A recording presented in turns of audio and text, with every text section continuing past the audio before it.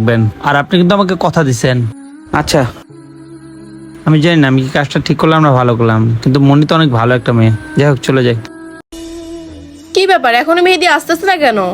তুমি আগে থেকে ওই ছেলেটাকে চিন্তা, ওই ছেলেটা তোমার এক্স বয়ফ্রেন্ড। এই কথাটা তুমি আমাকে আগে কেন বলো নাই? কি? তুমি কার কথা বলতেছো? কার বয়ফ্রেন্ড? কিসের বয়ফ্রেন্ড? ওই যে শরবতের দোকানে একটা ছেলে যে তোমাকে ডাকছিল, তুমি ভয় পেয়ে যে এখানে চলে আসলা। তাহলে কি মেহেদি নয়নকে সন্দেহ করতেছে? দেখো মনি, তোমার অতীতের ব্যাপারে আমার জেনে কোনো লাভ নাই। তুমি যদি এটা তোমার নিজের মুখে বলতা তাহলে আমি খুব খুশি হতাম, কারণ তোমার সব কথা আমার জানার অধিকার আছে।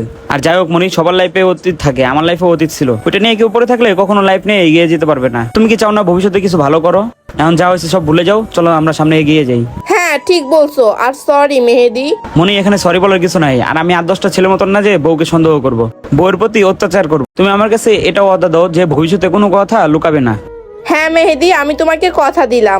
ঠিক আছে, চলো তাহলে বাসায় যাই আমরা এখন। বন্ধুরা, সবার জীবনে অতীত থাকে, এই অতীত নিয়ে পড়ে থাকলে সামনে এগিয়ে যাওয়া যায় না। এই ভিডিওটা ভালো লাগলে লাইক শেয়ার কমেন্টস করবেন। ধন্যবাদ সবাইকে ভিডিও দেখার জন্য। নতুন কেউ থাকলে আমাদের ফলো করতে ভুলবেন না।